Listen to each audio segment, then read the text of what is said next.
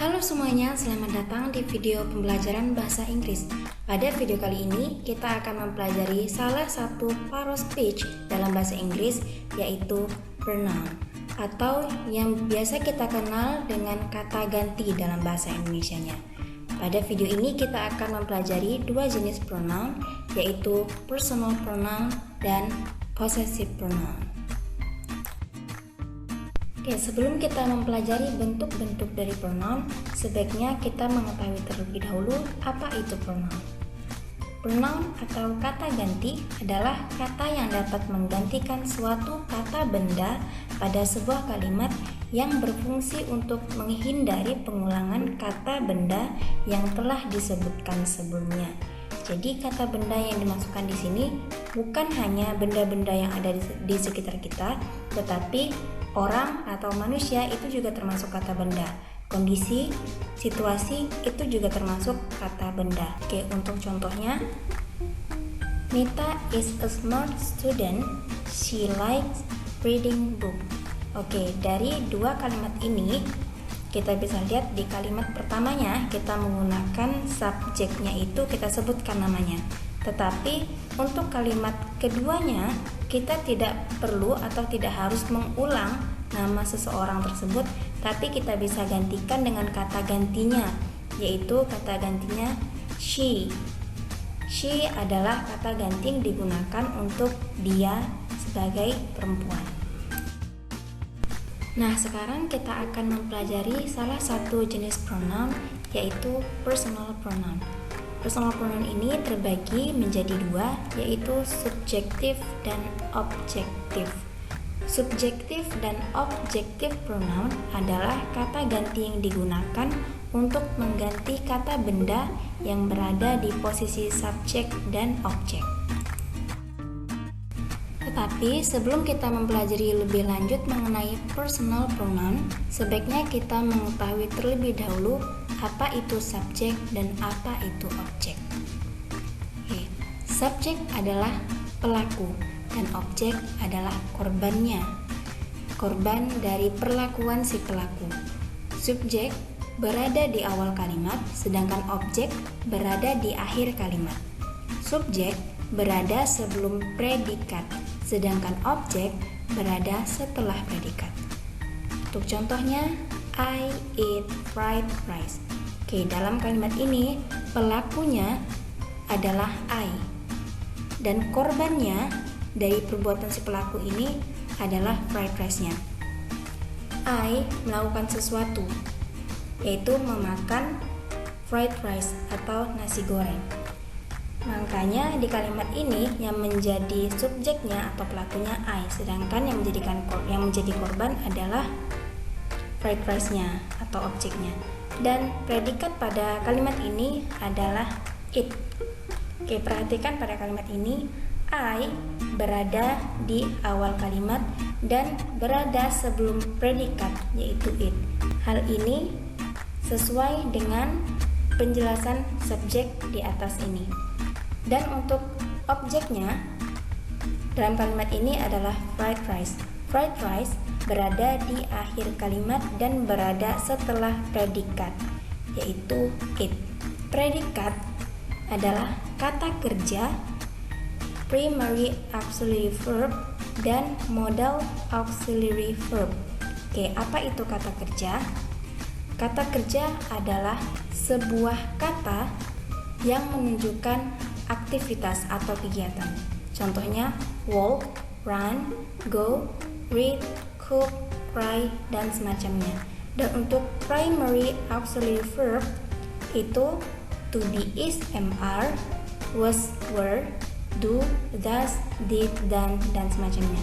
Dan untuk modal auxiliary verb yang biasa kita sebut dengan modal, yaitu will, shall, would, should, could, must, dan semacamnya. Nah, sekarang kita akan mempelajari lebih lanjut mengenai personal pronoun. Oke, personal pronoun itu terbagi menjadi dua, ada subjektif dan objektif. Oke, kata ganti ini pada umumnya terdapat 7, yaitu I, you, they, we, he, she, it. I, you, they, we, she, it ini digunakan jika kata benda tersebut berada di awal kalimat atau berada sebelum predikat. Tetapi jika kata benda tersebut berada pada objek, I berubah menjadi me, you tetap menjadi you, they menjadi them, we menjadi us, he menjadi him, she menjadi her, dan it tetap menjadi it. Oke, untuk contoh yang pertama, I have to go with him tomorrow. Oke, I adalah subjek pada kalimat ini, sedangkan him adalah objeknya.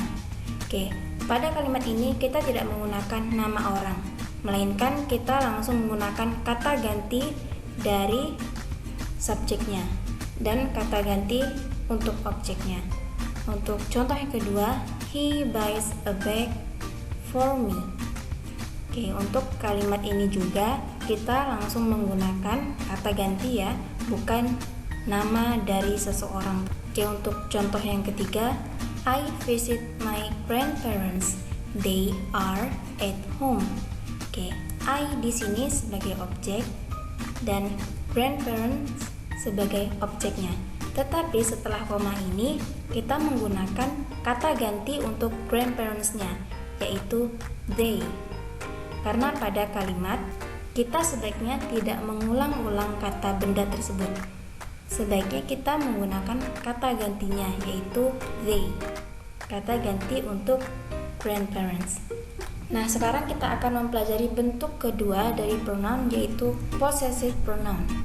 Possessive pronoun ini terbagi juga menjadi dua, possessive adjective dan possessive pronoun. Possessive adjective atau pronoun ini adalah kata ganti yang digunakan untuk menyatakan kepemilikan. Nah, possessive adjective dan possessive pronoun adalah kata ganti yang digunakan untuk menyatakan kepemilikan.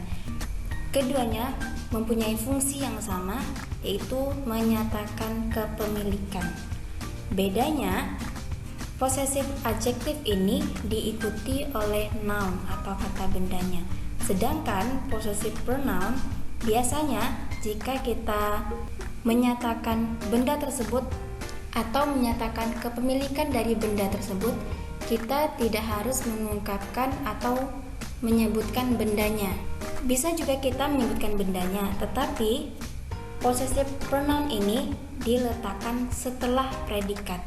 Jadi kita menyebutkan kata bendanya dulu, baru kita menyebutkan possessive pronounnya. Oke, untuk contohnya, she lent my pen. Oke, untuk contoh yang pertama, kita menggunakan possessive adjective, yaitu menyatakan ini milik saya. She lent my pen. Oke, seperti yang sudah dijelaskan tadi, jika kita menggunakan possessive adjective, kata bendanya kita letakkan setelah possessive adjective tersebut, yaitu pen. Pen adalah kata bendanya, sedangkan my adalah possessive adjective-nya. Untuk contoh yang kedua, that beautiful dress is hers. Ini menggunakan possessive pronoun. Oke, bisa kita lihat hers adalah possessive pronoun di sini. Hers diletakkan setelah predikat. Oke, predikat di kalimat ini adalah is. Dan pada kalimat ini juga kata bendanya disebutkan, yaitu beautiful dress. Jadi jika kita menggunakan possessive pronoun, kita sebutkan dulu kata bendanya, setelah itu predikat, baru kita menyebutkan possessive pronounnya. Oke, untuk contoh yang ketiga, this is my book. Oke, di sini kita menggunakan possessive adjective. Itulah kenapa possessive adjektifnya ini diikuti kata benda, yaitu book. Dan possessive adjektifnya diletakkan setelah predikatnya. Contoh yang kedua, this book is mine. Oke, ini untuk contoh jika kita menggunakan possessive pronoun. Pada kalimat ini, kita menyebutkan kata bendanya di awal kalimat atau sebelum predikatnya, dan kita menyebutkan possessive pronounnya setelah predikatnya. Untuk contoh yang ketiga, this is mine. Nah, seperti yang sudah dijelaskan tadi, jika kita menggunakan possessive pronoun, kita bisa saja tidak menyebutkan kata bendanya. Tetapi jika kita menyatakan itu atau membicarakan itu, lawan bicara kita mengetahui benda yang dimaksud. Oke, jadi kalimatnya bisa langsung menggunakan possessive pronoun. Tidak perlu lagi menyebutkan kata bendanya. Oke, sekian video pembelajaran kali ini. Semoga dapat bermanfaat dan semoga mudah dimengerti. Sampai berjumpa di video bahasa Inggris selanjutnya.